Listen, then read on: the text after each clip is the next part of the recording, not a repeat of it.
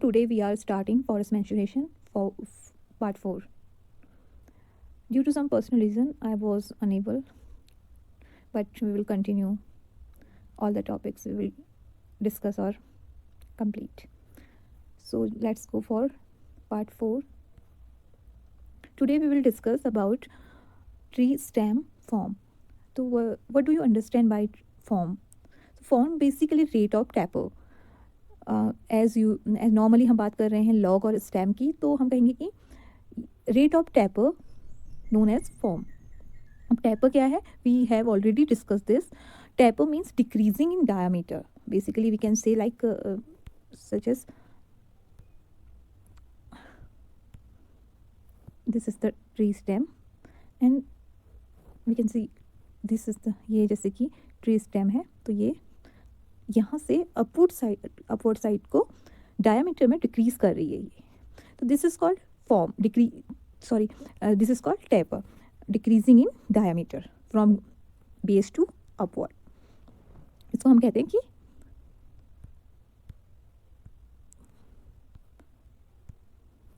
Form. Tapper form हो गया rate of tapper and tapper means decreasing in diameter when stem is decreasing in diameter. So basically क्या कहा जाता है, जैसे अगर हम बात कर रहे हैं इसका जो बेसिक पार्ट है ये नीचे का पार्ट है और ये इस तरह से निकल रहा है, तो ये पार्ट हमारा अलग हो जाएगा. इस तरीके से टॉप पार्ट को बोला जाता है. टॉप पार्ट को हम इस स्ट्रक्चर में आएगा तो इसको हम बोलेंगे कोन स्ट्रक्चर में है. कोन, फ्रस्टम ऑफ कोन कह सकते हैं. मिडिल पोर्शन को फ्रस्टम ऑफ पैराब्लॉइड बोला जाता है एंड टॉप पोर्शन को कोन कहा जाता है और जो बेस वाला है उसको निलॉइड कहा जाता है. ये होते हैं हमारे टैपर. इसके बाद हम बात करने वाले हैं मेथड ऑफ स्टडिंग फॉर्म, मतलब किस किस मेथड से हम फॉर्म को स्टडी करेंगे. और बेसिकली होता क्या है कि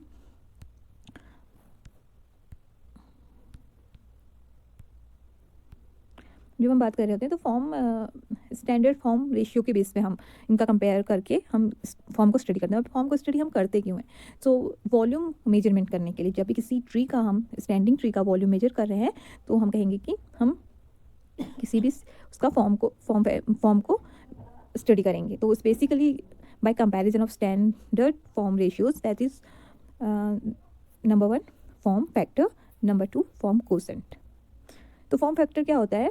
ये बेसिकली क्या है कि ratio between the volume of the tree and the product of the basal area and height. Basal area and height को हम मल्टीप्लाई करेंगे और उसके प्रोडक्ट से और वॉल्यूम, ट्री का जो वॉल्यूम है उसके रेशियो को फॉर्म फैक्टर कहा जाता है.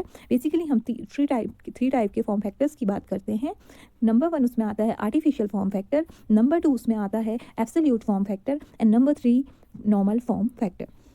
So when we are talking about artificial form factor, इसका मतलब है जब हम बेसल एरिया को इस measure at breast height, basal area को हम ब्रेस्ट हाइट पर मेज़र करें, this is called artificial form factor. So अगर हम इसके बाद वाली बात करें तो उसके बाद आता है absolute form factor. Absolute form factor का मतलब है, हम पेन के साथ, एब्सोल्यूट फॉर्म फैक्टर का मतलब है इसमें क्या होता है, बेसल एरिया क्या होता है हमारा? बेसल एरिया होता है, basal area is equal to C square upon 4 pi. C square, यहाँ पर सी का मतलब है सर्कमफेरेंस. सर्कमफेरेंस मतलब ये हमारा कोई ट्री है, इसकी टोटल गर्थ हम जब लेंगे मेजरिंग टेप से तो वो हमारी उसकी सर्कमफेरेंस कहलाएगी. और उसी के बेस पे हम बेसल एरिया कवर करते हैं. और बेसल एरिया बेसिकली होता क्या है कि किसी भी स्टेम ने कितना एरिया लैंड में ऑक्यूपाई किया हुआ है उसको हम सर्कमफेरेंस से मेजरमेंट करते हैं बेसल एरिया को. अगर हम बात कर रहे हैं और जब क्या किया जा रहा है एब्सोल्यूट फॉर्म फैक्टर में, क्या किया जाता है, किसी भी कन्वीनियंट हाइट पर हम बेसल एरिया ले लेते हैं. जबकि आर्टिफिशियल में हम क्या कर रहे थे, ब्रेस्ट हाइट पर ले रहे थे. इसमें हम किसी भी कन्वीनियंट हाइट पर बेसल एरिया को मेजरमेंट कर लेते हैं. और उसके बाद अंदर वॉल्यूम जो होता है, वॉल्यूम जो रेफर किया जाता है वो जो पॉइंट पे हमने मेज़र किया है उसके अबव पार्ट का ही वॉल्यूम माना जाता है. इसको बोलते हैं एब्सोल्यूट फॉर्म फैक्टर. और जब हम बात कर रहे होते हैं नॉर्मल फॉर्म फैक्टर की, so in this basal area measure at constant proportions. मतलब कि अगर हमारा ये एक ट्री स्टेम है 1/10 में लिया, फिर 1/20 में लिया, ऐसे हमने इसमें एक कांस्टेंट प्रोपोर्शन में हमने हाइट का, टोटल हाइट का जो मतलब कांस्टेंट प्रोपोर्शन बना लिया, उस पर हम क्या करेंगे, बेसल एरिया को मेज़र करते हैं. तो इसका फॉर्मूला होता है, हमारा फॉर्म फैक्टर का फॉर्मूला होता है F is equal to V upon SH, where V is equal to volume and S is equal to basal area and H is equal to height of the tree.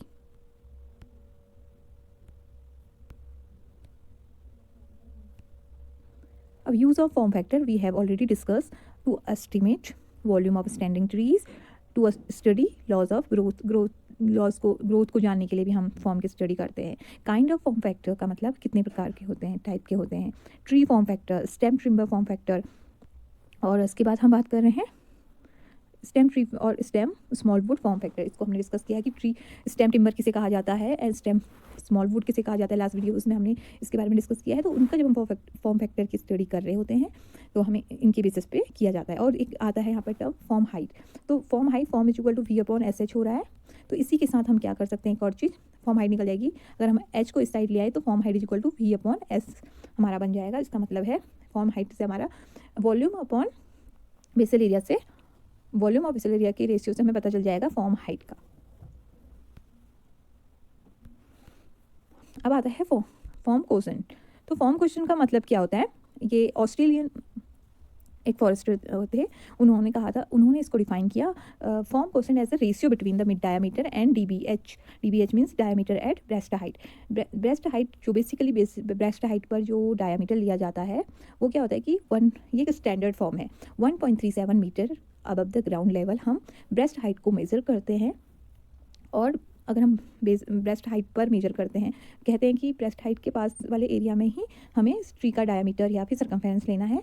और एक standard form है. अगर हम normal बात करें कि कितनी distance हमें लेनी है तो हम ग्राउंड लेवल से 1.37 मीटर का डिस्टेंस लेते हैं. तो इसलिए बोला जाता है ब्रेस्ट हाइट. फिर एक नॉर्मल फॉर्म कोशेंट आता है जिसको फॉरेस्टर ने रीडिफाइन किया था कि ratio between the mid diameter above breast height and the diameter as the breast height. एक नॉर्मली फॉर्म कोशेंट जिसको नॉर्मल कहा जाता है, ratio between the mid diameter, जो मिडेस्ट डायमीटर ले लिया ब्रेस्ट हाइट से एंड ब्रेस्ट हाइट से जो ऊपर लिया है, और डायमीटर ब्रेस्ट हाइट पर कितना आ रहा है, उन दोनों का जो रेशियो आएगा उसको इसको भी हमने नॉर्मल फॉर्म कोशेंट कहा. और एब्सोल्यूट फॉर्म कोशेंट का मतलब होता है कि रेशियो ऑफ डायमीटर और girth of a stem at half its height above the breast height to the diameter और गर्थ एट ब्रेस्ट हाइट. अब हम दूसरी चीज़ हम करते हैं by classification of form on the basis of form ratios. Form ratio के basis पे भी हम क्लासीफाई कर सकते हैं फॉर्म को. सो फॉर्म क्लास के बेस पे अगर हम बात कर रहे हैं सच एज हम we can say 0.552 to 0.55 to 0.6. एक क्लास हमारी ये बन गई. इनके बीच में हमारा फॉर्म रेशियोज हम ले लेंगे. एक 0.6 टू 0.7 कह सकते हैं, या फिर हम इनमें 5 का डिफरेंस ले सकते हैं. 65, 75, 0.75 टू 0.85. तो ये क्लासेस के बेस पर हमने डिफाइन कर दिया इस तरीके से.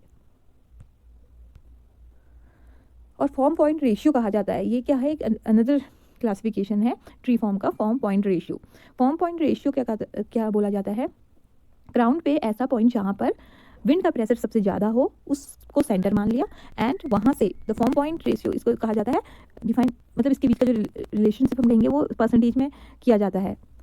और ग्राउंड लेवल से वहाँ तक की जो हाइट है, form point above the ground level and total height, इन दोनों के बीच का जो परसेंटेज होता है that is called form point ratio. अब इसको बताए by compilation of taper table. Taper table का कंपाइलेशन करके भी हम फॉर्म के बारे में हम क्लासीफाई कर सकते हैं, फॉर्म को क्लासीफाई कर सकते हैं. तो ऑर्डिनरी टेपर और डायमीटर टेपर टेबल के बेस पे हम कर सकते हैं, और फॉर्म क्लास टेपर टेबल के बेस पे हम कर सकते हैं. फॉर्म क्लास टेपर टेबल हमने बना दी.